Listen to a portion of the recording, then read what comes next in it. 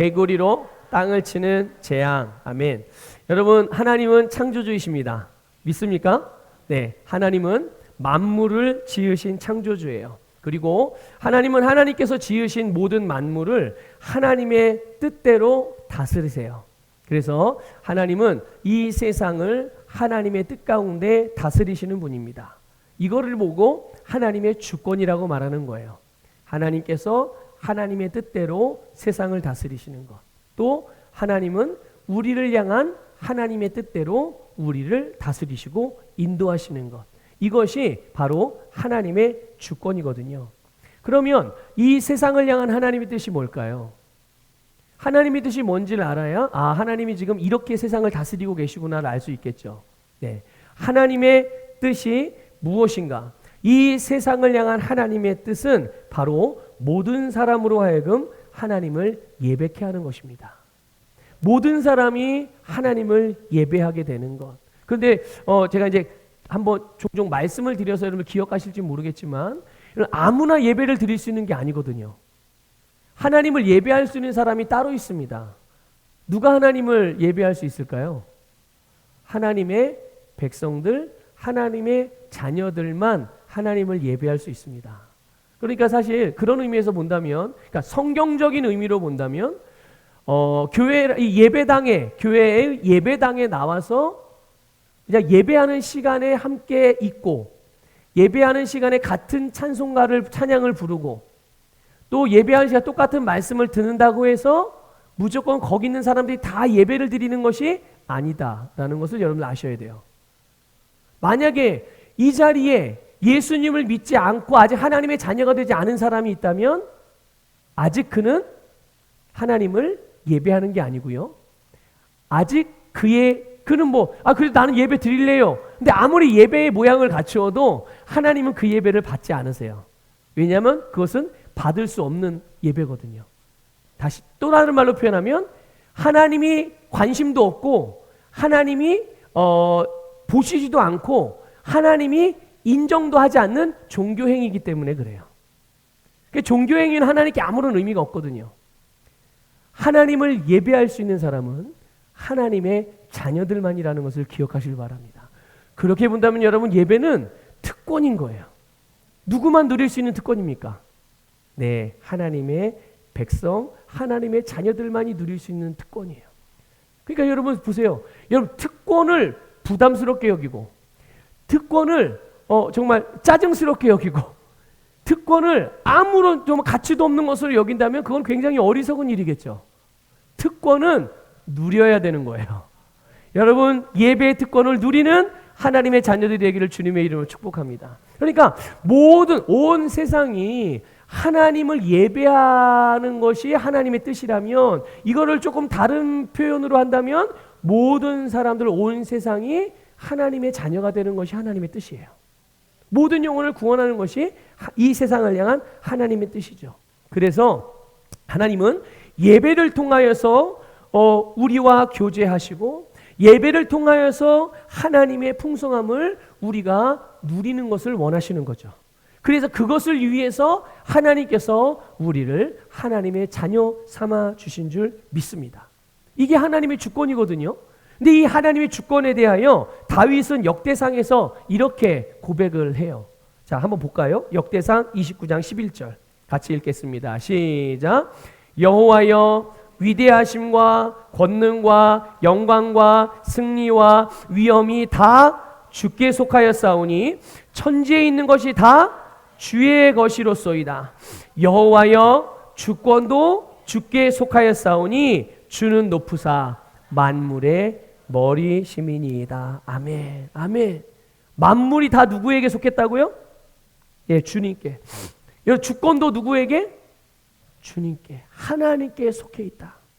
위대하심, 권능, 영광, 승리, 위엄, 능력, 이 모든 것들이 하나님께 속하였고, 하나님께서는 이 모든 것들을 이 세상에 나타내시며 그것으로 세상을 다스리는 줄 믿습니다.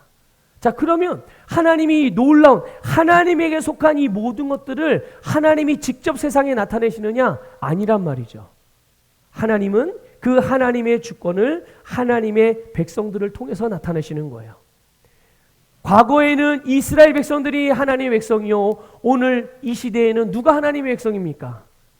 예수 그리스도를 믿고 거듭난 하나님의 자녀, 그리스도인들, 성도, 교회가 하나님의 백성인 거예요. 오늘 저와 여러분과 우리 교회가 또한 이 땅에 주님의 몸으로 세워진 모든 교회를 통하여 하나님은 하나님의 주권을 이 세상에 나타내신다는 것을 기억하십시오.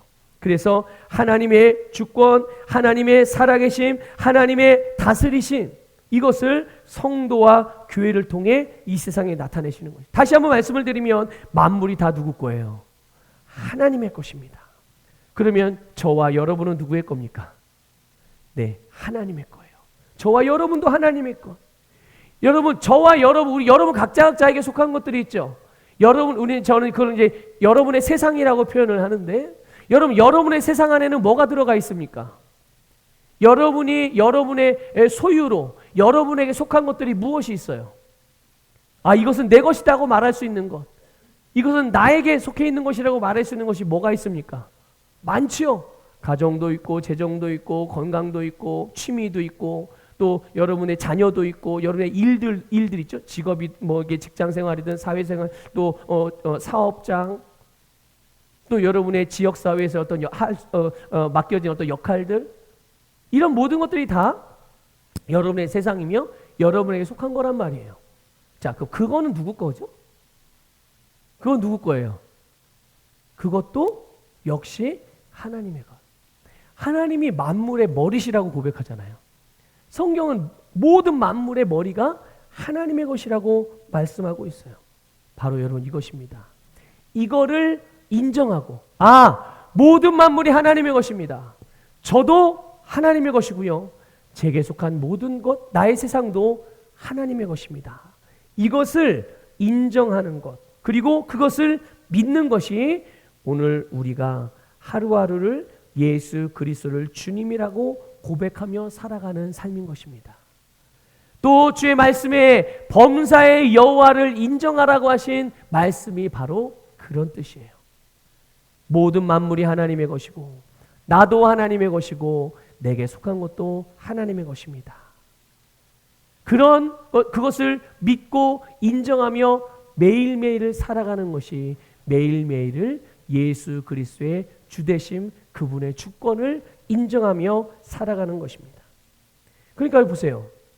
예수님이 나의 주님이 되시면, 예수님이 우리의 주인이 되시면, 예수님이 우리의 세상에, 나의 세상에 주님이 되시면, 우리의 주권을 주인이신 예수 그리스도께 내어드리면, 여러분 누가 책임져 줍니까? 내게 아니니까. 이걸 예수님 거예요. 하나님 거예요. 그래서 그걸 내어드렸어요. 이거 주님 거잖아요. 이거 주님 거잖아요. 그러면 누가 책임지죠? 네, 주님의 거기 때문에 주님의 말씀대로 행하는 거예요. 여러분, 가정은 누구 겁니까? 여러분의 가정이 누구 거예요? 여러분 거예요? 나에게 속해 있지만 원래 주인은 누구예요? 주님이 우리에게 가정을 맡겨주신 거예요. 내 가정을 나에게 청지기로서 나에게 맡겨주셨어요. 그러면 내 가정이 주님의 것이네요. 그러면 내 가정을 향한 주님의 말씀대로 제 가정을 지키겠습니다. 주님의 말씀대로 제 가정을 이끌어 가겠습니다. 주님의 말씀대로 제 가정을 아름답고 화목하게 잘 세워가겠습니다.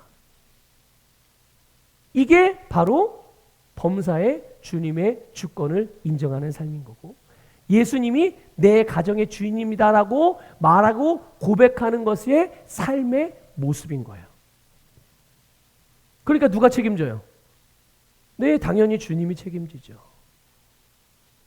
내가 뭔가를 해보려고 하는데 잘 안 돼요? 잘 좋은 결과가 안 납니까? 자꾸 실패하는 것 같습니까? 그것의 주인이 누구인지 여러분 다시 한번 점검해 보셔야 해요. 그것의 주인이 나라고 생각해서 내가 그것을 자꾸만 책임지려고 하는가? 그래서 세상적인 방법과 나의 경험과 나의 지식과 나의 사고방식으로 그것을 행하려고 하고 그것에 대한 결과를 만들어내려고 하는가? 아니면 이거 주님의 것이고 나는 단지 이것을 맡은 청지기이기 때문에. 청지기는 자기 뜻대로 해요? 주인 뜻대로 해요? 주인 뜻대로 해야죠. 주인이 야 이거 왼쪽으로 옮겨라. 주인님 이건 오른쪽으로 하는 게 맞겠는데요? 아니야 왼쪽으로 옮겨. 아니 그래도 이건 오른쪽으로 하는 게 더 예쁠 것 같은데요? 왼쪽으로 옮겨라. 아니 그래도 이건 오른쪽으로 가는 게 맞는 것 같아요. 주인님 좀 다시 한번 생각해 보세요. 어떻게 해야 돼요? 뭐가 맞는 선택이죠? 가장 최고의 선택이 뭡니까? 네, 주님이 오른쪽으로 옮겨라.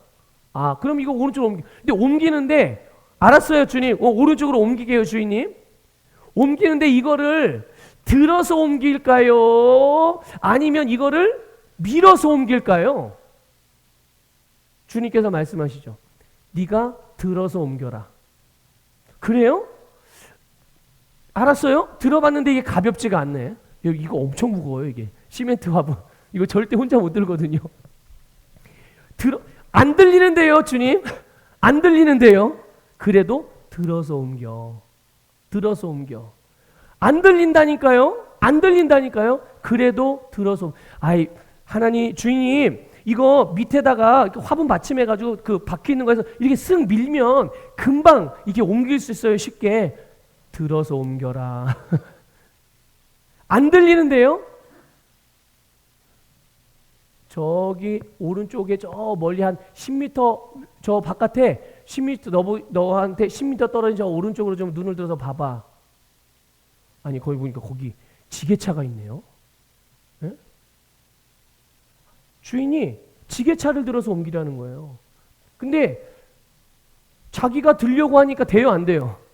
아, 이게 들어서 옮기는 건 들어서 옮기는데, 어떻게 들어서 옮기라고 주인의 말을 들어야 될 거 아니에요. 근데 계속 뭐만 생각해요? 자기가 드는 것만 생각을 해. 근데 하나님은 저 10m 오른쪽에다가 뭘 준비해 놨다고요? 지게차를 준비해. 그럼 내가 하면 뭐 하면 되는 거예요, 나는? 아니, 지게차 운전해가지고 와가지고 지게차 뚝 떠가지고 그냥 딱 옮겨놓으면 되는 거예요. 그 들어서 옮기는 거잖아요. 그렇죠? 자, 여러분. 내 삶이, 나의 세상이 하나님의 것이라면 반드시 하나님이 책임집니다.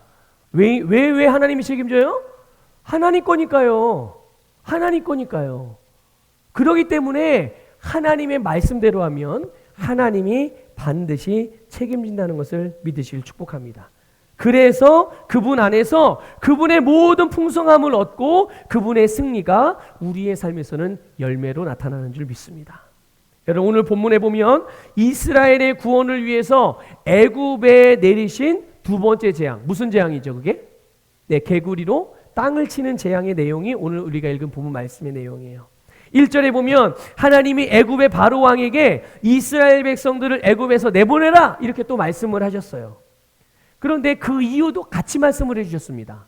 왜 이스라엘 백성들을 내보내야 되고 이스라엘 백성은 왜 애굽에서 나가야 되는지, 그 이유가 뭐냐 하면 그들이 하나님을 섬기게 할 것이기 때문에, 하나님이 그들로 하여금 하나님을 예배하게 하기 위해서 그들을 내보내야 된다 이렇게 말씀을 하는 거예요. 그러나 만일 네가 이스라엘을 내보내는 일을 거절하면 개구리로 애굽 온 땅을 치시겠다고 경고를 하셨어요. 여러분 애굽 온 땅이 의미하는 바가 조금 이따가도 말씀을 드릴 건데, 그게 뭐냐면 바로가 다스리는 모든 영역을 말하는 거예요. 바로가 다스리는 모든 영역. 여러분 우리는 여기서 이 세상을 향한 하나님의 뜻을 발견하게 돼요. 서두에서도 잠깐 말씀을 드렸듯이 하나님의 뜻은, 이 세상을 향한 하나님의 뜻은 모든 사람이 하나님을 예배하는 것이고요. 그 예배의 관계를 통해서 모든 사람들이 하나님의 풍성한 축복을 다 누리는 거예요. 그러니까 예배는 여러분 형식적이고 거칠의식의 이런 예식이 아니란 말이죠. 하나님의 개념에서 예배는, 사람들은 예배를 그렇게 생각할 수 있어요, 종교적으로. 근데 하나님 편에서의 예배에 대한 관점은 뭐냐면 하나님과 교제하는 거예요. 하나님과 만나는 거고 하나님의 안에서 사는 거예요. 하나님과 함께 사는 게 예배란 말이죠. 근데 하나님 안에서 하나님과 함께 살면 하나님으로부터 주어진 모든 것들을 누리는 풍성하고 형통한 삶을 살아가게 되는 거죠. 그게 바로 우리를 향한, 이 세상을 향한 하나님의 뜻이란 말이에요. 사람은 하나님의 형상을 따라 지음받았어요. 맞습니까? 네. 사람은 하나님의 형상을 따라 지음받았어요.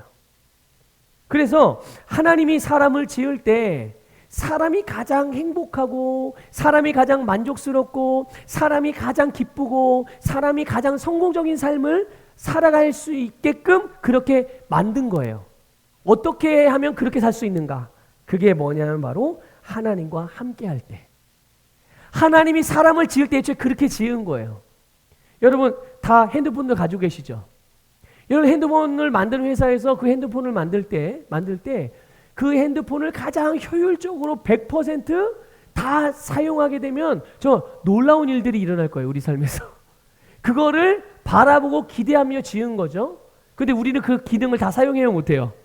아마 100분의 1도 사용을 못하는 것 같아요. 100분의 1도. 그래서 여러분 요즘에는요 핸드폰으로 못하는 일이 없어요. 이제는 핸드폰으로요 내 스트레스 지수까지 다 측정할 수 있습니다. 여러분 스트레스 양을 눈으로 보여요, 안 보여요? 알 수 있어요, 없어요? 그냥 모르죠. 근데 여러분 스마트폰은 여러분의 스트레스 지수를 안다니까요. 네? 세상이 이런 세상이 됐어요. 자, 그런데 그런 기능들을 다 사용하라고 만든 거잖아요. 만든 사람은. 그럴 때 내가 100만 원을 주고 스마트폰을 샀든 10만 원을 주고 샀든 그 값을 다 만족할 만큼 누릴 수가 있는 거예요. 하나님이 사람을 지을 때 그렇게 지으신 거죠. 하나님과 함께 할 때 모든 인생은 가장 행복한 삶을 살 수 있고 가장 가치 있는 삶을 살 수 있게. 그렇기 때문에 바로 우리가 하나님을 섬길 때 하나님과 함께 살 때 가장 의미 있는 삶을 살고 보장된 승리를 얻게 되는 줄 믿습니다. 이거를 바로 이스라엘 백성에서부터 시작을 하는 거예요. 하나님께서. 하나님의 백성들로부터 시작을 했어. 오늘 우리 신약적으로 말하면 교회로부터, 여러분 성도들로부터, 그리스도인들로부터 시작해서 그의 세상에 점점 하나님을 다 예배할 수 있는 이 하나님의 축복을 누릴 수 있는 하나님의 나라로 만들어 가시는 이 놀라운 일들을 행하시는 것이죠. 여러분 이스라엘은 하나님의 백성을 대표하는 이들이에요. 그래서 하나님의 주권적인 역사하심으로 그들을 하나님의 백성으로 선택해 주신 거죠. 이스라엘 백성들이 뭔가를 잘하고 이래서 하나님이 아이고 내가 보니까 너 이런 거 이쁜 짓을 잘하는구나 이래서 이스라엘을 선택해 준 게 아닙니다. 아이고 야 니네는 다른 나라보다 부자구나. 너 부자니까 내 백성 해라. 이래서 선택해 준 게 아니었어요. 사실 이스라엘 백성들은 여기저기서 모인 히브리인들이에요. 히브리인들. 그래서 정말로 미약하고 가난하고 보잘것없고 존재감이 없는 그런 족속이란 말이죠. 그런데 하나님이 그들을 선택해 주셨어요. 주권적인 역사로. 정말 하나님 편에서 선택해 주신 거예요. 그러면 오늘날 이 하나님의 주권적인 선택은 어떻게 이루어지나? 어디에서 말하는 것처럼 뭐 태어날 때부터 너는 지옥 갈 운명으로 선택됐고 너는 천국 갈 운명으로 선택됐으니까 뭐 어떻게 살아도 결국은 믿을 놈은 믿게 되고 지옥 갈 놈은 지옥 가게 돼. 뭐 이렇게 말하는 데도 있더라고요. 네, 아니에요. 그렇지 않습니다. 하나님의 주권적인 역사, 하나님의 주권은 어떻게 나타나느냐? 바로 예수 그리스도를 통해서 나타납니다. 이 세상의 모든 사람은 멸망하게 되어 있어요. 맞습니까?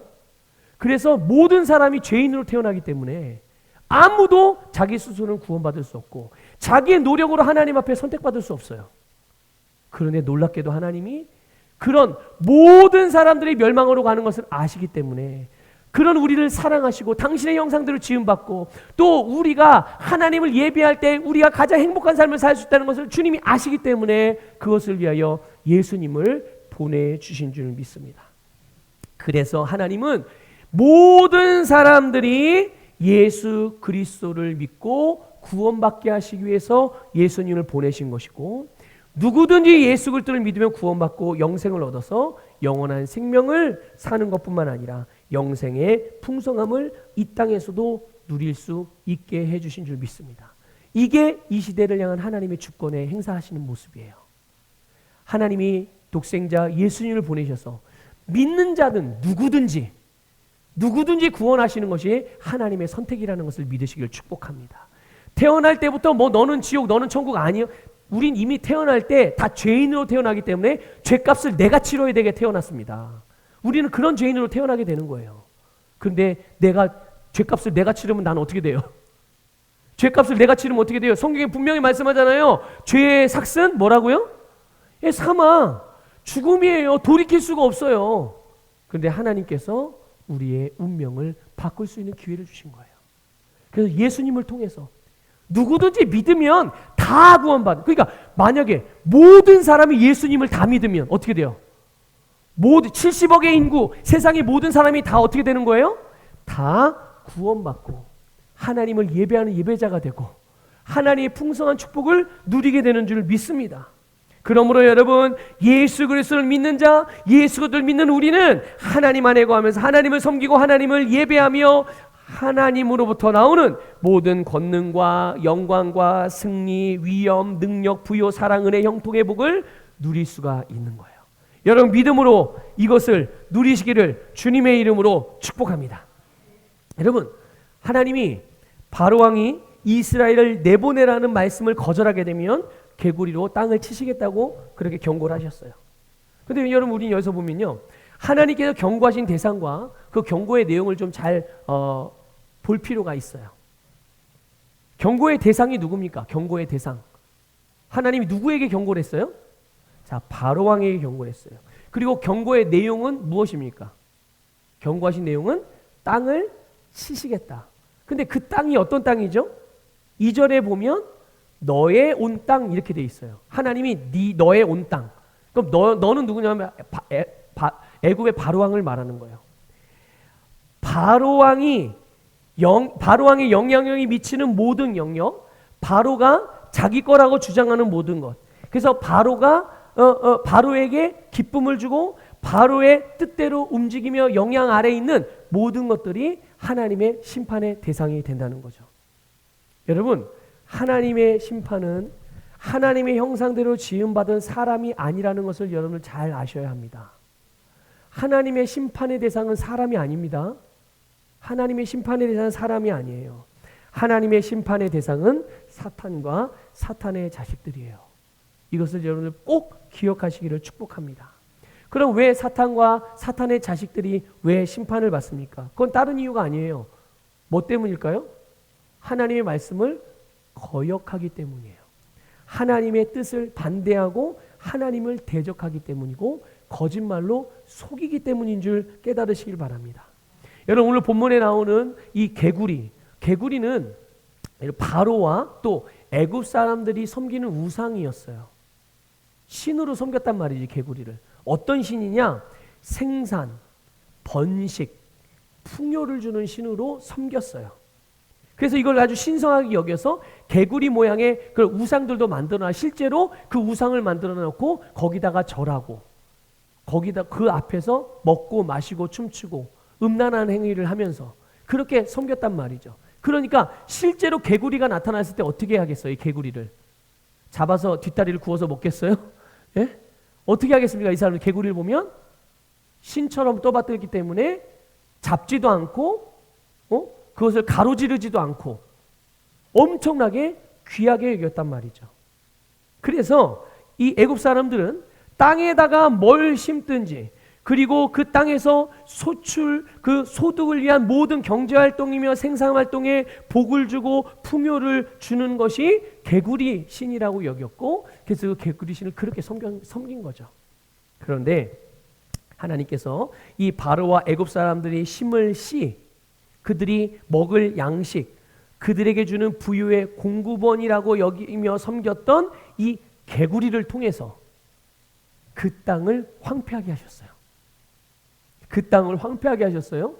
그리고 또 그 다음은 어떻게 했습니까? 최후에는 개구리마저도 그 땅을 황폐하게 했던 개구리마저도 죽음으로 심판을 내리셨다는 것을 여러분들 기억하시길 바랍니다. 그래서 이것을 통해서 하나님은 뭐를 애굽 사람들과 이스라엘 백성들과 바로왕이 알기를 원하셨을까요? 그것은 바로 그들이 참으로 섬겨야 되는 신이 누구이며 무엇을 의지하고 무엇을 따라 살아가야 되는지, 그들의 모든 필요의 공급자가 누구인지, 온 세상의 진정한 주권자가 누구인지를 나타내시고자 하시는 거예요. 그분이 누굽니까? 여호와 하나님이에요. 우리의 아버지이신 하나님이신 줄 믿으시길 바랍니다. 그러니까 이 하나님의 심판 앞에서 개구리씨는 뭘 합니까? 아무것도 할 수 있는 게 없어요. 뭐 한번 대항하거나 찍소리 할 수 있어요, 없어요? 할 수 없죠. 왜 할 수 없을까요? 이거를 여러분들 잘 아셔야 돼요. 왜 그 수많은 사람들이, 심지어 당시 절대 권력이었던 바로왕마저도 이 개구리 신을 숭배하며 우상을 섬겼는데, 왜 하나님의 심판 앞에서 이 개구리 신이라는 존재는 왜 찍소리도 못하고 그냥 하나님의 행하신 일들에 따라서 심판을 당하고 죽임을 당할 수밖에 없었을까요? 그건 진짜 신이 아니었기 때문이에요. 믿습니까? 섬겨야 될 섬김의 대상이 아니란 말이에요. 또 하나, 생명이 없기 때문인 줄 믿으시길 바랍니다.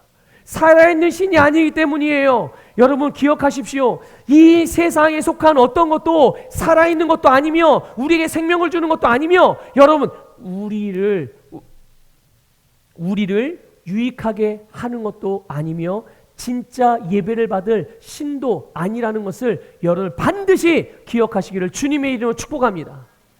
그런데 여러분 안타깝게도 많은 그리스도인들이 예수를 주로 섬기고 하나님을 나의 왕으로 믿고 그렇게 살아가면서도 이 세상에 속한 생명도 없고 신도 아닌 것들을 신처럼 떠받들고 자기 마음에 예수님의 주인의 자리를 다른 것으로 채워놓는 사람들이 너무나도 많아요. 아까 말씀드렸죠. 나도 하나님의 것이고 만물도 하나님의 것이고 나의 속한 것도 하나님의 것이라면 그 모든 것들을 나의 주인 되신 주님의 말씀을 따라서 다루어야 되지 않겠어요? 그렇게 다스려야 되지 않겠습니까? 그럴 때 하나님이 책임지셔서 그것을 내가 주님께 내어드린 삶의 영역 가운데서 하나님의 영광의 열매를 보게 된다는 말이죠. 여러분의 삶에서 이런 역사가 충만하게 일어나기를 주님의 이름으로 축복합니다. 그래서 이 개구리 씨는 사람들의 어떤 문제도 해결할 수 없는 생명이 없는 존재요, 사람에 의해서 만들어진 조각에 불과하다는 것을 여러분 아셔야 돼요. 여러분 이 세상에서 사람이 만들어낼 수 있는 것이 있다면 그건 절대로 신이 될 수 없어요. 그건 절대로 우리에게 생명을 줄 수 없습니다. 이것을 꼭 기억하세요. 그런 것을 섬기는 어리석은 우리를 범하지 않기를 바라고 오직 하나님만 바라보시기를 주님의 이름으로 축복합니다. 그런데 여러분 이 사탄이 얼마나 간교한지, 얼마나 이걸 좀 그렇게 표현하기 싫은데 지혜롭다고 표현해야 되나, 잔머리가 좋다고 표현해야 되나. 예, 이 사람들의 연약함을 잘 알아요, 몰라요? 너무 잘 아는 거예요. 우리의 그래서 감각과 우리의 육신의 것, 이 세상의 것, 속한 것들을 잘 사용해가지고 여러분 사람을 속이고 하나님의 백성들을 미혹하고 유혹하는 거에 너무 탁월해요. 누가요? 이 사탄이요. 그래서 이 사탄이 자기가 영향을 미칠 수 있는 모든 것을 동원해서 우리에게 거짓말을 하고 거짓 정보를 준다는 거죠. 어떤 거짓 정보입니까? 잘 될 것 같고 좋은 것 같고 내가 이렇게 하면 만족할 수 있을 것 같고 얻을 수 있을 것 같고 가질 수 있을 것 같고, 뭘 통해서요? 사단이 자기의 영향을 받는, 그게 사람이든 직업이든 뭐 진로든 돈이든 아니면 뭐 세상의 어떤 지식이든 과학이든 하여튼 뭐든지 이 세상에 속한 것들, 그거를 통해 가지고 우리에게 거짓 정보를 주는 거죠. 그런데 여러분 그렇다 하더라도 이것에 대하여 그럼 어떡하지? 걱정하실 필요 없어요. 이것 때문에 그럼 어떻게 해야 되나? 예민할 필요도 없어요. 그리고 절대적으로 두려워할 필요가 없습니다. 그 이유가 뭐냐? 그것은 바로 사탄과 사탄의 일은 이미 예수 그리스도의 죽으심과 부활하심으로 다 패배했기 때문인 거예요. 우리 지난주일 부활주일이었잖아요. 그리고 지금 우리가 살아가고 있는 우리 저희 교회력으로 말하면 지금 절기를 살아가고 있어요. 부활절기. 예수 그리스도께서 부활하심으로 이 사탄과 사탄의 모든 일을 멸하셨음을 믿으시기를 바랍니다. 그래서 이 사탄과 사탄의 일은 예수님에게 패배했으므로 사단의 모든 권세를 다 상실한 거예요. 그래서 거짓말을 하는 겁니다. 사단이 그래서 거짓말을 할 수밖에 없는 거예요. 자기의 권세가 없거든요. 힘이 없거든요. 주님이 무기를 다 뺏어버렸거든요. 그러니까 어떻게 해요? 자기가 무기가 없는 것, 자기가 패배한 것에 대해 우리에게 그게 드러나거나 나타나거나 우리가 그걸 알게 되면 자기 뜻대로 돼요, 안 돼요? 안 되죠. 그래서 속이는 거예요. 마치 아직도 자기의 권세가 있는 것처럼, 마치 자기의 말을 안 들으면 망할 것처럼 느끼게 하고, 그런 감각이 들게 하고, 그런 생각이 들게 해서 세상에 있는, 세상에 속한 것들을 통해 우리에게 보여주고 들려주고 느끼게 해줘가지고 우리로 잘못된 선택을 하게 만드는 거죠. 그러나 여러분, 속지 마시기를 축복합니다. 사탄과 사탄의 일은 패배했고 사탄이 가지고 있던 권세와 무기는 주님께 다 빼앗겼어요. 이것을 기억하시고 믿으시기를 바랍니다. 모든 축복의 근원이며 이 세상의 모든 주인, 모든 필요의 공급자, 우리가 섬기고 따라야 할 유일한 신, 그분은 바로 한 분이신 여호와 하나님이세요. 여호와 하나님만이 우리의 참 신인 것이죠. 그래서 우리는 그분의 아들이신 예수 그리스도를 믿고 하나님께 나아가는 거예요. 오직 예수님만을 의지하시기를 주님의 이름으로 부탁을 드립니다. 그분의 말씀을 청종하십시오. 그분의 말씀을 경청하시고 그분의 말씀으로 여러분의 삶을 다스릴 때 하나님의, 여러분이 사용한 그 말씀이 여러분의 인생을 책임져 준다는 것을 기억하십시오. 여러분, 8절에 보면요, 바로가 하나님께서 개구리로 이 바로의 모든 애굽 땅을 다 심판하는 것을 드디어 보게 됐어요. 큰일이 났습니다. 그래서 모세와 아론에게 부탁을 해요. 뭐라고 부탁을 합니까? 이 재앙에서 애굽을 좀 구원해 주세요. 좀 하나님께 기도해서 이 개구리들이 다 좀 사라지게 좀 해달라고 그렇게 요청을 해요. 하나님의 말씀대로 내가 이스라엘 백성을 내보내겠다, 이렇게 말을 합니다. 바로의 태도가 좀 바뀐 것 같죠? 그렇죠? 처음에 완강하게 막 그러더니 잘 바뀐 것 같아요. 그러나 여러분, 이게 진심인지 아니면 현재의 위기를 모면하기 위한 임기응변의 대처법인지, 그거는 조금만 지나보면 알 수 있어요. 여러분, 9절에 모세가 묻습니다. 바로에게 물어요. 그럼 언제, 왕이요, 그럼 언제 개구리가 다 사라지게 하면 되겠습니까? 이렇게 묻습니다.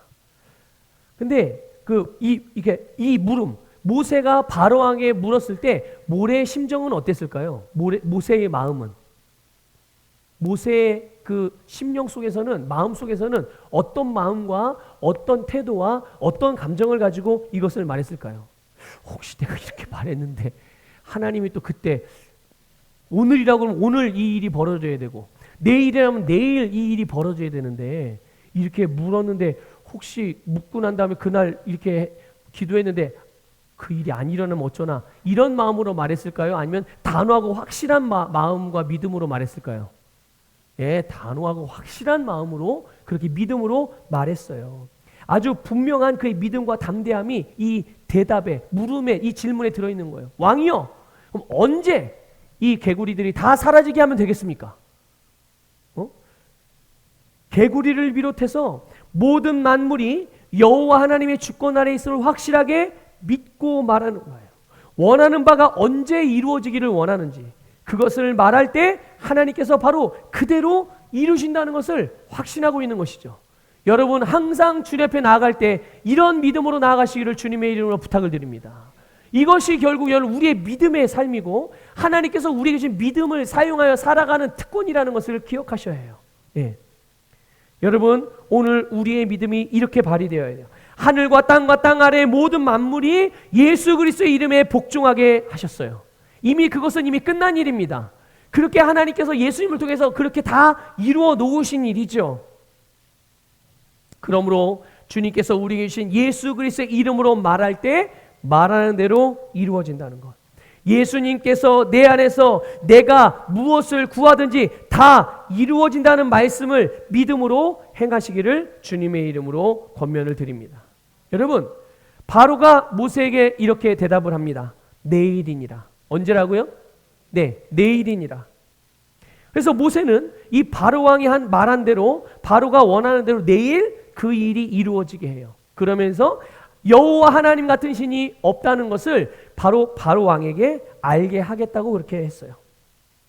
여러분, 하나님과 말씀에 대한 이 바로의 태도가 조금은 변한 것 같지만 이 변화가 진짜 변화냐 아니면 이게 진짜 하나님에 대한 믿음이냐 아니냐, 그것을 분별할 수 있는 포인트가 바로 여기에 있는 거예요. 여러분, 진정한 믿음은 내일이 아니라 지금이에요. 여러분, 믿음은 지금입니다. 소망은요? 소망은 지금이에요, 내일이에요? 예, 내일이에요. 그래서 우리는 소망은 바라보는 거예요. 믿음은요, 내가 바라보는 것을 지금 가져와서 내가 경험하게 되는 거예요. 여러분, 이것을 꼭 기억하시기를 주님의 이름으로 부탁을 드립니다. 그러니까 여러분, 소망하는 것을 마치 믿는 것으로 착각하시면 안 돼요. 나는 바라보고 원해요, 주님. 바라보고 원해요. 계속 바라보고 원하십시오. 언젠가는 주어질 거예요. 하지만 그게 언제인지는 모르겠어요. 근데 주님은 우리에게 지금 네가 바라보는 것을 얻을 수 있다고 말씀하고 있어요. 그래서 우리에게 예수님의 이름을 주신 것입니다. 그래서 우리에게 믿음을 주신 거예요. 그 믿음을 가지고 예수 이름으로 선포할 때, 그것을 행할 때, 그것은 지금 나의 것이 됨을 믿으시기를 축복합니다. 그래서 히브리서 기자는요, 믿음은 바라는 것들의 실상이래요. 그리고 보이지 않는 것들의 증거라고 말하고 있습니다. 믿음은 항상 현재적으로 역사하고 소망하고 바라는 것, 원하는 것을 오늘 우리에게 것이 되게 하는 능력인 거예요. 자, 이게 제가 이제 종종 설교 말씀 때 말씀드렸던 부분인데요. 기도는 언제 응답되죠? 여러분, 기도 언제 응답됩니까? 40일 동안 하면 응답될까요? 금식 3일 하면 응답됩니까? 기도 언제 응답되세요? 성경은 기도가 언제 응답된다고 말씀하고 있습니까? 여러분, 이 말씀이 아주 분명하고 확고하셔야 돼요. 성경은 내가 기도 응답받는 게 언제 응답받는다고 말씀하고 있어요. 기도하는 그 시간에 응답받는 겁니다. 내가 지금 기도하면 응답은 언제 와요? 지금 옵니다. 이것을 확실하게 믿으시길 바랍니다. 믿고 구한 것은 어떻게 하래요? 앞으로 받을 걸로 믿으라는 거예요? 받은 줄로 믿으라는 거예요? 받은 줄로 믿으라는 거는 내가 A라는 것을 기도했으면 지금 A가 나에게 이루어졌다고 믿고 그 이루어진 것처럼 살아가라는 거예요. 이게 여러분, 기도 응답이 지금 이루어지는 비결입니다. 그러니까 기도 응답은 항상 언제 이루어져요? 지금이에요. 내가 기도한 때가 기도 응답의 때라는 것을 기억하시기를 주님의 이름으로 축복합니다. 그러니까 여러분이 만일 매 순간 항상 기뻐하고 쉬지 말고 기도해요? 쉬지 않고 기도하면 여러분의 응답은 항상 어떻게 받는 거예요? 쉬지 않고 나에게 응답이 쏟아지는 거예요. 기도는 곧 응답이라는 것을 여러분, 이걸 좀 공식처럼 외우시고 항상 그렇게 사용했으면 좋겠어요. 아, 기도는 곧 응답이구나. 네, 이거를 여러분 믿음으로 잘 적용하시기를 부탁을 드립니다. 여러분, 우리의 삶에 이 사탄으로부터 온 모든 부정적인 영향력들이 있다면 그것이 오늘 마치 본문에서 보듯이 애굽이 개구리 재앙으로 인하여 모든 땅이 황폐해지고 더러워지는 일이 일어난 것처럼 우리의 삶에 메마름이 있거나 궁핍과 열매가 없는 이런 상황을 직면하게 될 때 여러분, 그때 즉시 예수 그리스도의 이름을 사용해서 그 상황을 다스리길 바랍니다. 아니, 내일 하지 뭐. 아니, 좀 쉬었다 하지 뭐. 몸이 좀 덜 피곤하면 하지. 이러지 마시라는 얘기예요. 항상 필요가 보여지면 그 순간이 내가 예수의 이름을 사용할 때예요. 그래서 우리는 즉시 주님의 말씀을 의지해서 믿음으로 삶을 다스려 가기를 부탁을 드립니다. 주님의 말씀 그리고 예수의 이름, 다시 말씀드릴게요. 주님의 말씀과 예수 그리스도의 이름은 오늘 나를 위해 주신 능력입니다. 언제 나를 위해 주신 능력이라고요? 네, 오늘이에요. 오늘 나에게 말씀을 주셨다면 그 말씀은 오늘 나에게 필요한 말씀이요. 오늘 나에게 예수 그리스도의 이름을 사용할 수 있는 기회를 주셨다면 오늘이 그 이름을 사용해야 될 필요가 있는 때라는 것을 기억하시기를 바랍니다.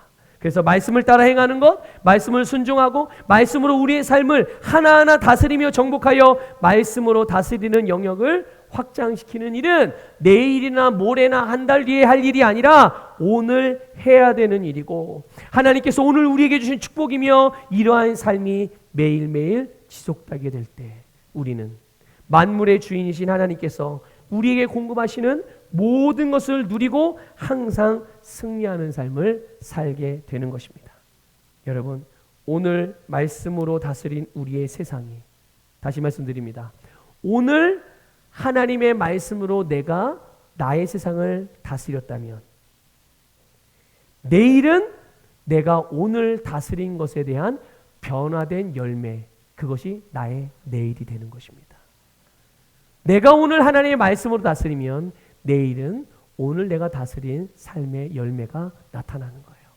그러니까 그런 인생은 우리가 늘 고백하는 것처럼 항상 전진할 수밖에 없고 항상 위로 올라갈 수밖에 없는 거예요.